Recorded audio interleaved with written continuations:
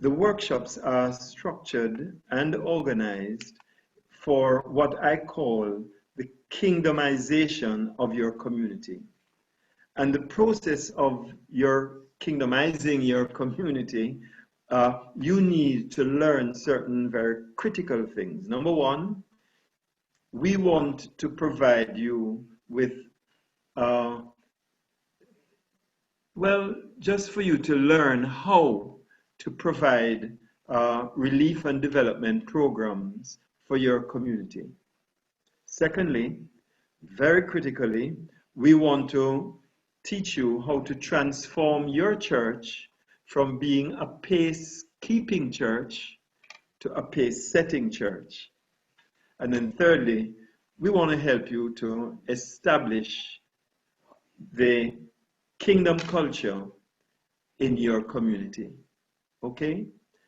And there are 8 workshops that will be committed to equipping you with the knowledge, content, with the skill and the ability, with the vision, with the strategy to take your community in the post-COVID era. Okay? So, here is what I want to outline for you first. We're dealing with the kingdomization of your community, and I'm introducing these 8 workshop topics and the approach to the presentations in each. Now, let me outline for you first the content and the style. The style for each session. We will just talk about that first before I go into the content. First of all, there are 8 workshop sessions. They begin next week and they run each week for 8 weeks. Secondly, I'm going to be using an instructional presentation mode, which you're accustomed to. I have been doing that. And these presentations will run for 30 to 40 minutes. And then we are inviting some very, very special persons. Some of them you have heard already in the launch sessions, but the others are very, very skilled, well-read, and well-experienced persons. And they will be sharing what I call best practice illustrations. How have they been doing this in their own setting, right? They'll provide consultative advice and sharing, all right, from their own experiences as practitioners. And we will spend about, again, 15 or 20 to perhaps 30 minutes on this. Sometimes we will have 1, or we may have 2, or I even have it down to have 3 in 1 or 2 of the workshops. Okay? And these persons are going to be very exciting to listen to. They are going to be the proof of what I'm talking about, because they have been trying it. Sometimes they're just on the journey, but at least they will be able to share from a practical standpoint what they've been doing. And also, some of them will be helping us to interpret and to understand how to implement the things that we are actually learning. Next, we will have open interactive dialogue in all the workshop sessions. It will not be successful unless you have opportunity to ask questions. What do you mean by this, Dr. Morgan? Could you expand on that? How will this actually work? Questions you will ask. As a matter of fact, in 1 or 2 of the workshops, I'm going to be asking you to illustrate, to tell me, have you ever tried this before? And some of you will say, yes, as a matter of fact, over the last 5 years, we have been doing this or that in our church situation. So we will want your questions, your comments, But we want to be sure that they are actually dealing with the topic of that session. So we will spend about 20 minutes asking those questions and feeling questions and responding to you. Then one of the exciting aspects of our workshop sessions is that we will have practical exercises, okay? And some of the exercises, most of the exercises, you will have to do them outside of the workshop, and you'll have a week to do them. And they're simple exercises, but there will be exercises that help you in your personal assessment of yourself, growth assessment and evaluation exercises.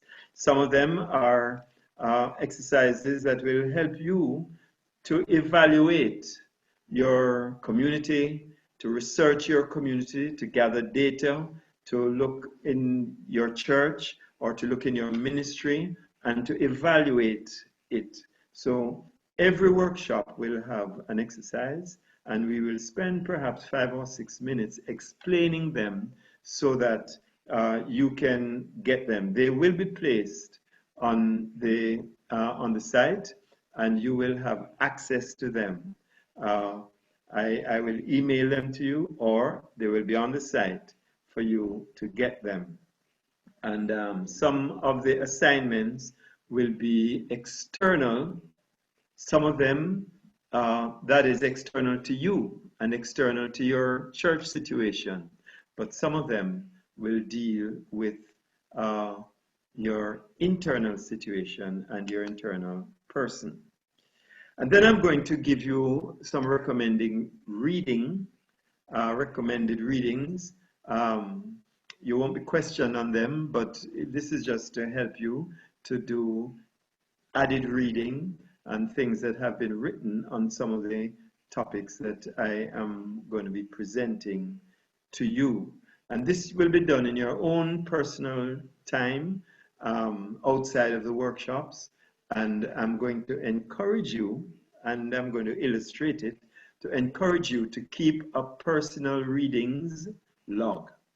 Okay? So I'm going to give you a little construct, a frame, so that you will know when you are reading how to respond, how to question, and how to record your own thoughts from what you have been reading.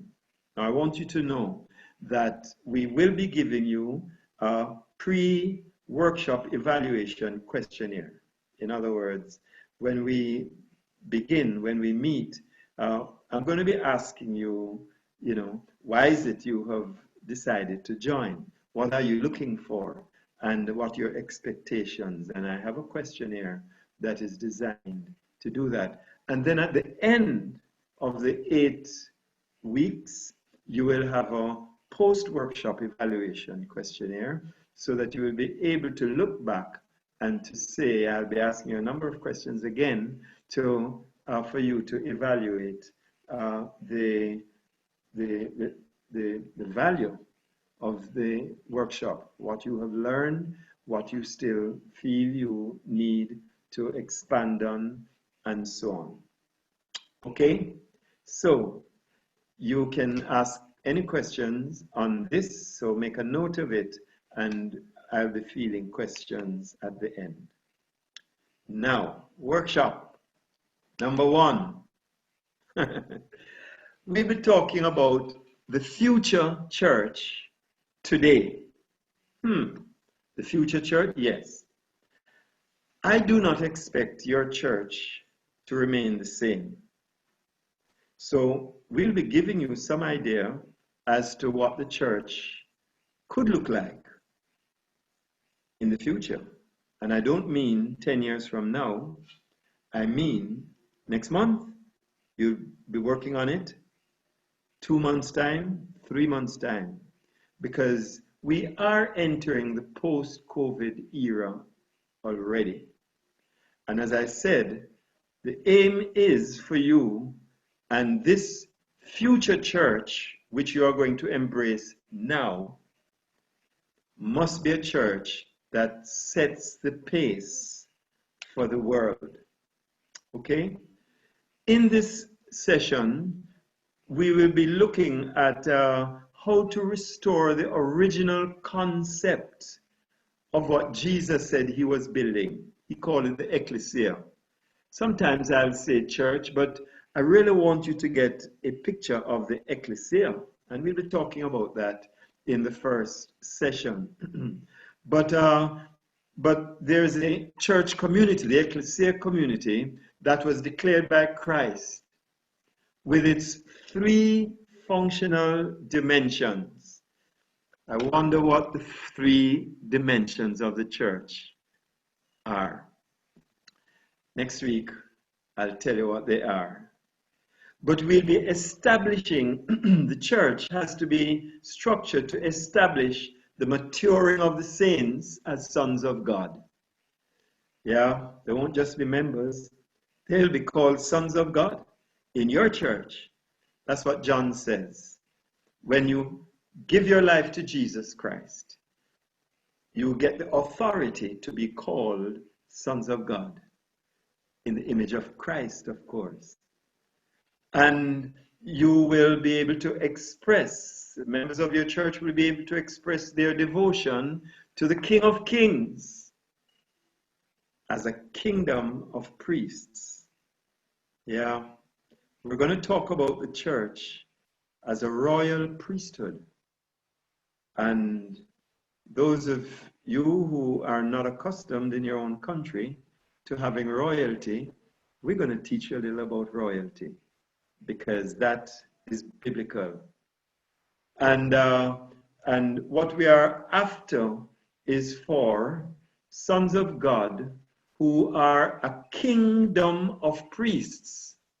They will be trained to fulfill the dominion mandate as intercessory priests, as prophetic ambassadors, and as princely leaders, empowered to be the presence of Christ in every home, in every neighborhood, in every community, in every town, in every city. So the future church may not look like what your church looks like today. Jesus is going to come in your midst and say, allow me, I will build my ecclesia. It may replace yours. But this is going to be an exciting session, and we're looking forward to it. Now, there are several scriptures. I'm going to give these to you, and you will see them as part of your preparation. We will not necessarily be reading the scriptures in the sessions, but you need to make a note of them so that in preparation for the week and for the session, you would have read through these scriptures, and you can look for some others for yourself. And in this workshop, I am inviting 2 church leaders. I already know who they are. And these are church leaders who are already on the journey in their local church toward becoming a city church or a community church or a church that is identified with the jurisdictional sphere where they actually exist geographically. Okay?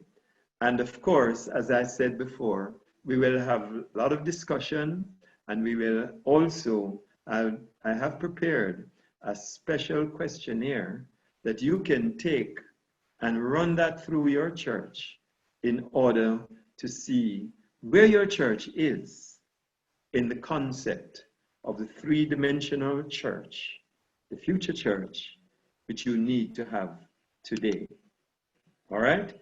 So participants then will be introduced to this practical exercise. I call it the local church performance checklist.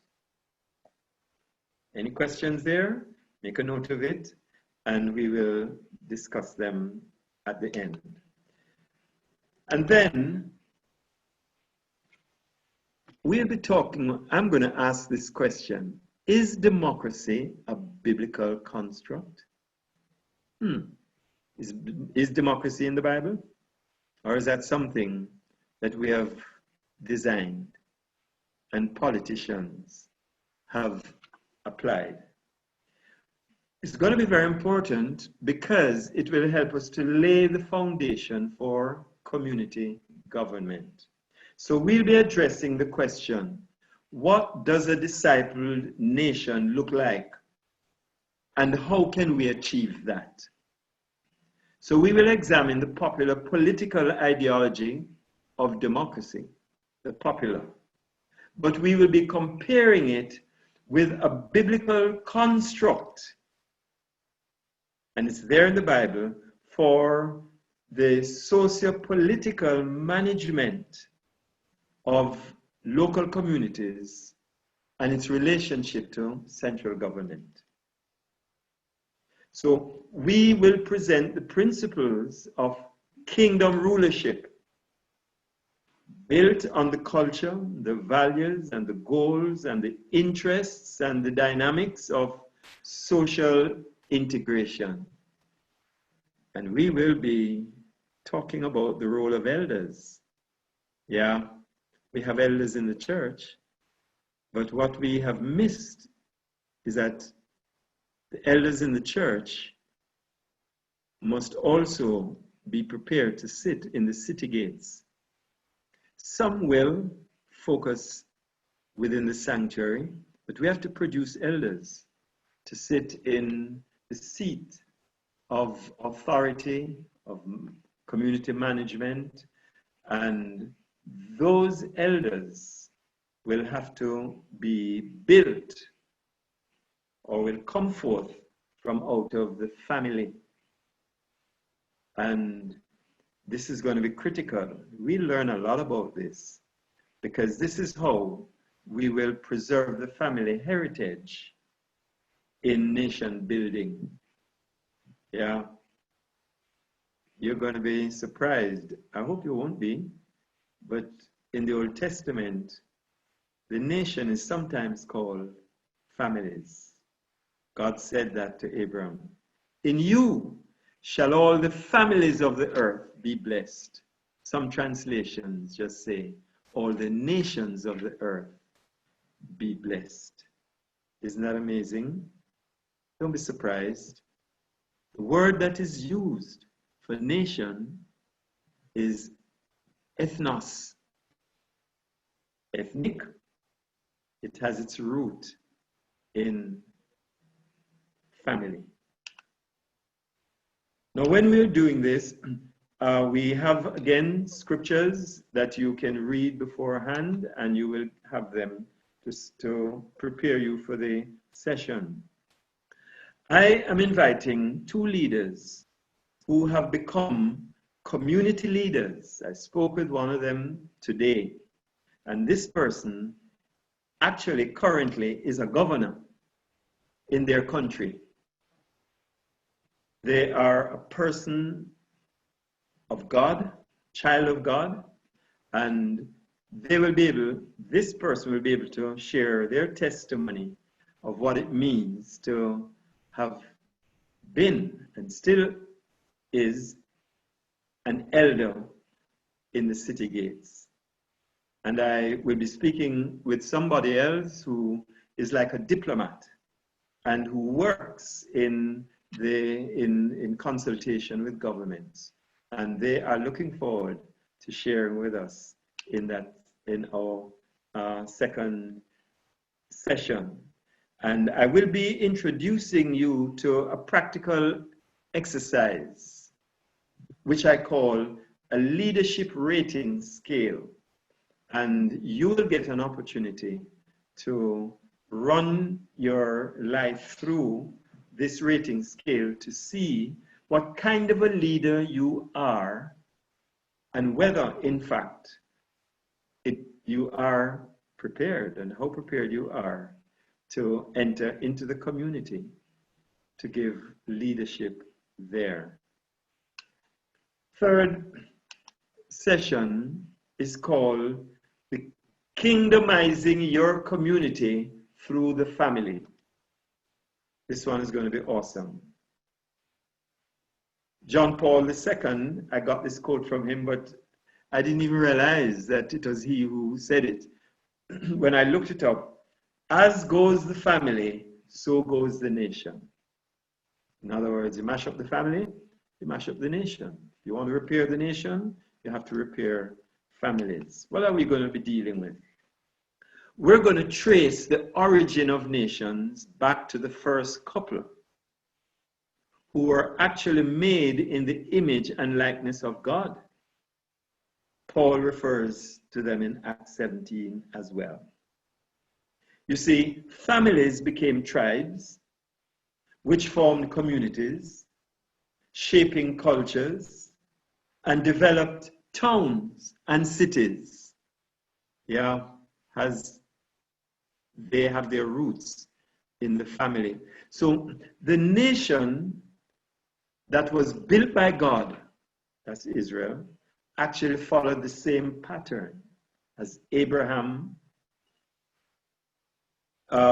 who became the father of his nation and the prototype for other nations. So we're going to study how to best build your family and other families so that they can kingdomize their communities. Very few families are ready now, but the church has that responsibility. And interestingly, the church itself is called a family. It's a family of God, the household of God. Now, the enemies of God know that if you want to destroy the nation, then disintegrate families. And that is exactly the strategy that has been used in nations today. Scriptures are there. And I already have 2 persons identified who will come and share their experience in raising their families with a view to their becoming community elders and the strategy being designed in raising them to impact their nation. So I want you to be ready, and you can examine your own family to find out where, if you are raising your family adequately so that they can become community leaders as well.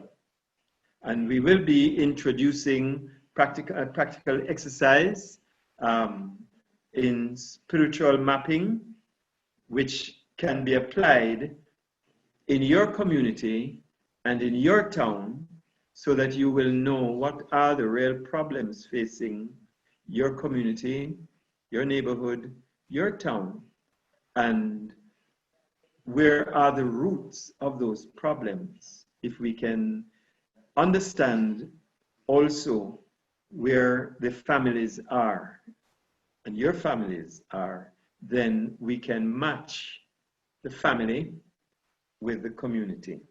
All right? Now, number 4, we're moving right along.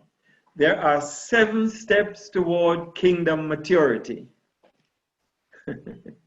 I guess there could be 8, but I designed 7. And I want to share them to you. And it's based on the principle that to govern others, you have to first learn to govern self. And there are 7 steps towards kingdom maturity. And every church leader needs to learn those and to apply them in their church. But even outside of the church, you can apply it if you start a ministry working with families and with youngsters, with children. So this session is a largely introspective session in which we will affirm that the person who is able to control the rebellion of his own heart will be able to rule well in other areas of life. In other words, it is a disciplined journey of self-development towards self-government, towards self-determination as we serve others. It is built on the kingdom principle that internal integrity leads to external integration. I say that again. Internal integrity leads to external integration. And to have internal integrity is a journey, a disciplined journey. It's a challenge to the pastoral care within every church. Yeah, you have to be strategic. Just like when you send your children to school, they have a curriculum and they grow. There has to be a pathway. And there are 7 sessions or 7 classes for you to mature. It is the responsibility, however, of each individual in seeking to fulfill his or her own vocational calling. Some scriptures there. And I've identified at least one professional coach who will be asked to challenge us to introspectively examine our level of leadership acumen. Okay? That's related to your chosen occupation or to your ministerial area of interest. And this person is an expert in leadership. And he will be helping us and bringing to us some pointers and strategies in how to develop into a mature person. All right, so we will introduce what I have designed as a self-development and self-management exercise. Oh, you'll enjoy this. You'll find out, how controlled am I? Do I need help? Yeah. Okay, number 5. The 5th session deals with what I call the socio-cultural community program. All right? And it will be biblically modeled from the book of Deuteronomy. Now, here are some very interesting things. This session affirms that the society is the soul of the nation. Yeah. And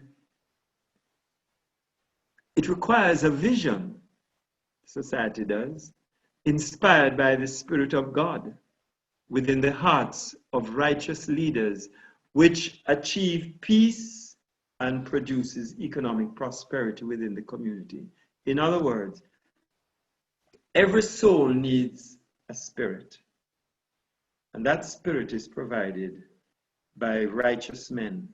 Your spirit and our collective spirit must be deposited in what we call the society or the social culture of our nation, of our community.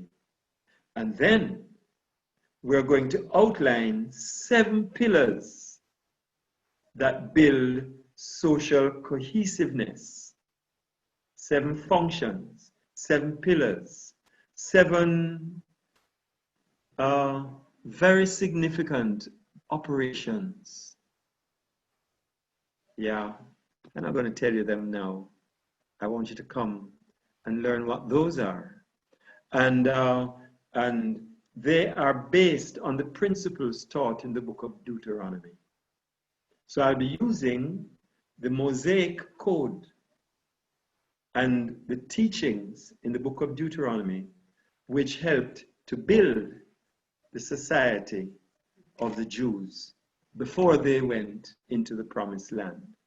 Now, if the church does not guard the soul of the nation, then the society will be controlled and corrupted by the machinations of leaders who do not know God. Yeah, there are scriptures, and I'm inviting 3 testimonies that will present successful programs at the community level to illustrate what can happen when the righteous take the initiative with the creativity and the inventiveness of their own ability. Okay, then we will introduce what I call a community observation inventory. All right, you'll be able to look on a community and to determine what are the assets of this community, what are the liabilities within this community, what are the needs within this community. And it's not difficult, actually. We will give you a template that will help you. You can just walk into any community and say, oh yes, they have 3 of them here. Oh, they're lacking, this one has been broken down, and so on. Okay? Number 6, we're coming to the end. The 6th session will deal with strategic planning and the kingdom mandate. Strategic planning and the kingdom mandate. We'll be presenting best practices for church community engagement. And there are a number of persons who are trying a lot of stuff and they're having some success. So listen to me. Effective community impact requires careful strategic planning with spiritual insight and practical wisdom. It requires a cautious approach from the outset and including participatory involvement of the community. You can't just plan for your community. It needs to include community leaders as well as other stakeholders and expected beneficiaries. It is a corporate enterprise involving key church leaders, but also including members of the community and the neighborhood. However, one should be prepared to proceed even where the local church is not ready. I'm telling you this, and it's not because I'm rejecting the church, it's because I have a passion for the people. And sometimes, as Jesus illustrated, we can't wait on the synagogue or the temple or the religious traditional leadership. The critical issue here is the urgent needs of the community. And the key to success, of course, in strategic planning is professional skill and personal integrity.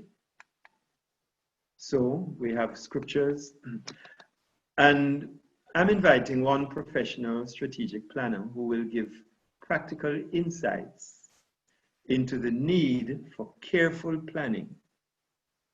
And another, so I'll have 2, another will actually share from experience the benefits of planning.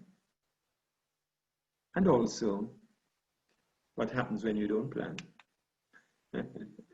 So we will review the outline of a strategic planning template. And you'll be given a planning template.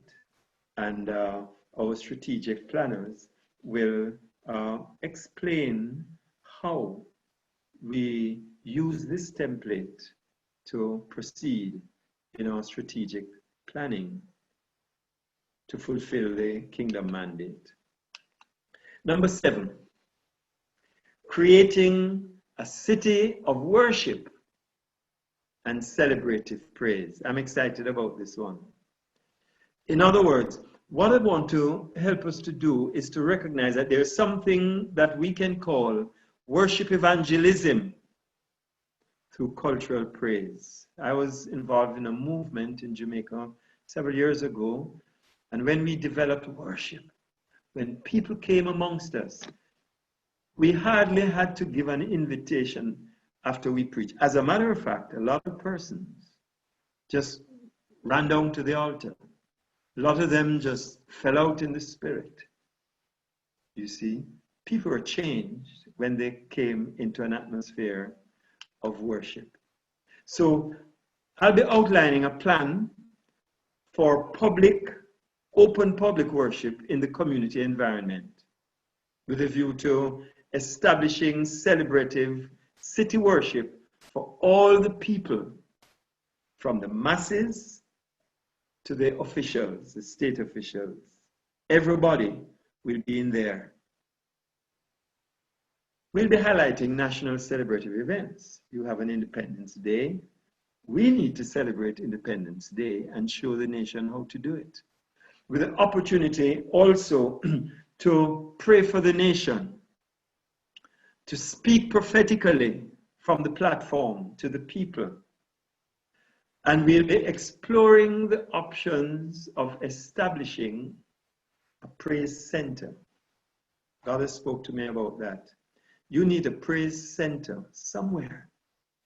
Oh, we think the church is that, but the church belongs to us. But we need a praise center that actually belongs to the community, that has 24-hour worship and 24-hour praise. Yeah? And we'll be designing in this workshop and showing you how to design praise street carnival, or not carnival, caravans, you know.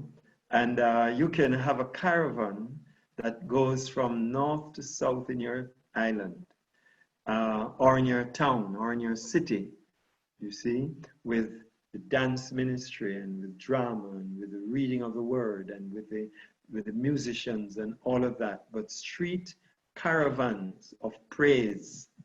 And we will have dance rallies.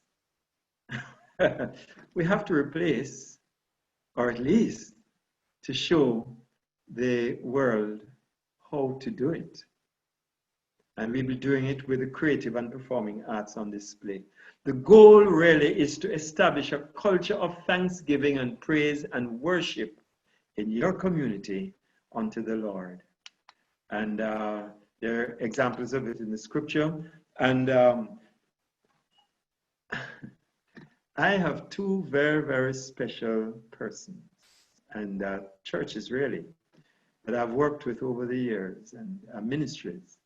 And they will come and show you how they have attempted this and how they are actually in the process of doing it in their own city, and actually one of them in their own nation.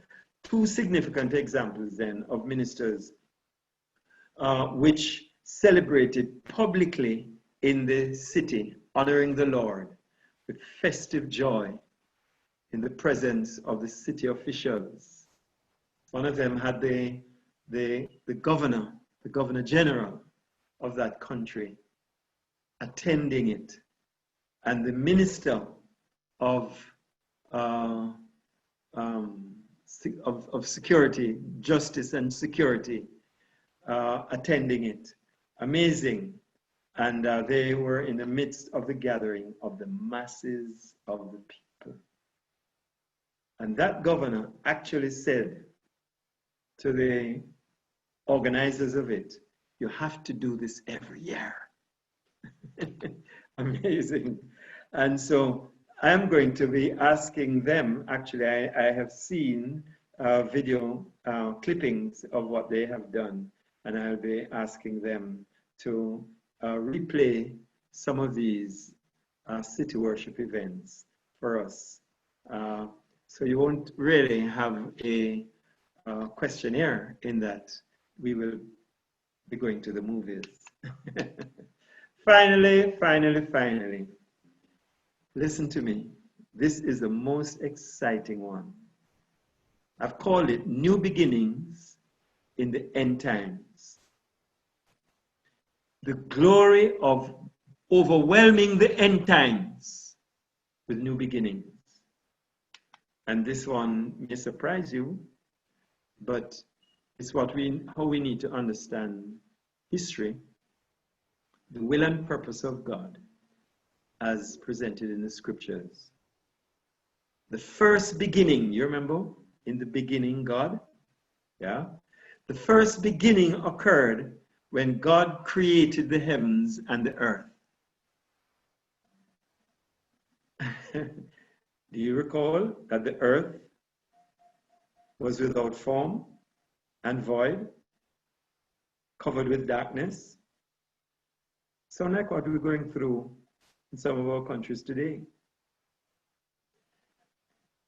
However, we will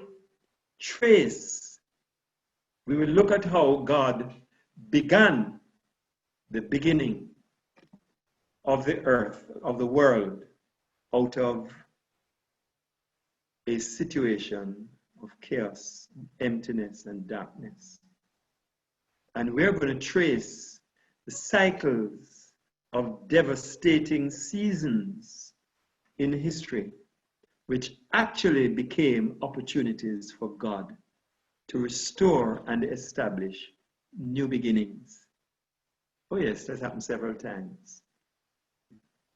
John actually told us and told the people then, oh, you think these are the end times? The Antichrist is here? Yes, sure. But he says, don't be afraid of the Antichrist, Christ, because the real Christus is inside of you to create new beginnings. So, one day, the final new beginning will come, and it will never end. That's the one we're looking for. But until then, let us usher in a new beginning in our COVID era of last day manifestations. I know we're looking for Christ to come, and Christ is looking for us to go into the world and redeem the earth, redeem our communities, and to redeem our towns. We're going to end the workshop sessions with this tremendous inspiration that will set us forth to become new beginning apostles, kingdom shapers in our community. Scriptures show us that. And we're going to have, in that session, we're actually going to just open it and have discussion of new beginnings, new beginning experiences that you have had. And also we will be reflecting on how we can make the post-COVID-19 era a season of new beginnings. Yeah. And we will then have the evaluation,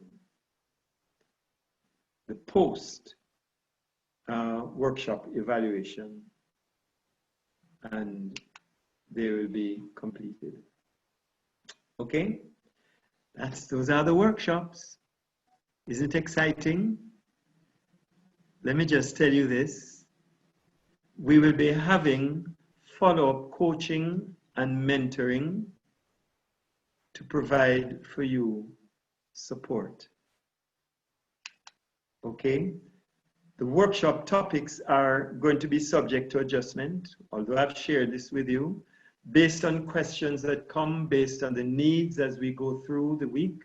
I may have to adjust some. I'm even facing the possibility that I may even have to add one. But I don't want to put that on us at this point. But these workshops are, although I've prepared them, they are subject still to adjustment. And I'm committing myself to a 3-month period that I'm going to give to all the participants from the workshop series. And we will have group seminars. For example, if your church has a group that you've sent, we have about 3 pastors asked me if they can send their group, their church leaders. But I will want to give them some special time and their own special webinars afterwards. And provide opportunity for any personal inquiries, for assistance to programs, and to help in the development of what we're doing individually or as groups. And we will, in fact, be open to bringing in some of our experts to sit with us in those sessions. So participants will be offered opportunity then to engage with any of the resource persons and to contract with them for ongoing professional assistance in planning, in fundraising, in implementation, in assessment, and all of that. The persons that I am bringing in to work with me are persons that we can trust. And they are persons that I know. And they are very excited about working with us. Now, I just want to tell you this, that this program has the support and participation of several persons, several groups. I've been in touch with different persons. I had a meeting with the chairman, the president, the chairman of this group. It's the Canadian International Council of Bishops and Apostles. They're very excited about what we're doing. And they may either get their people in on it now, or we may have a program just for them. But they have commended this program, and they say they have never seen anything like this. And then there's the International School of Greatness by one of my best friends. I see him on the webinar tonight. And his School of Greatness has given their full support and commitment. And in fact, he will provide some expertise in the workshops. And then there is what is called the International Consulting Cabinet. It's a cabinet that has UN accreditation. And I believe one or two persons here tonight are part of that cabinet. And they are going to work with us as well. And in fact, it may be, in fact, not maybe, I know that one or two of you are already recommended to become part of that international United Nations body in which I'm involved. And you'll be very pleased to make your contribution in that global body. Then there's a Whole Life Kingdom Institute in Jamaica. And they actually want us to partner with that institute in running this program in that educational institution. And then there is CADAP, Kingdom Alliance, Developmental Analysts and Practitioners. It's another group of experts. And you actually had one of them sharing with us in the first session. And we will have their support as well. And then, lo and behold, the Royal Solutions Foundation from Trinidad right here. We not only have their support, but they have in fact been fully involved in supporting me in putting all of these things together. Now, our cadre of consultants and professional planners are actually drawn, most of them, from these bodies. Finally, surprise, a certificate of completion will be given to all participants who meet the criteria for participation in the full program. You can't come 2 days and get a certificate. You have to, we will set out for you what will constitute the criteria for getting certificate, as well as you will get an e-copy of my book, The Church in the post-COVID-19 era.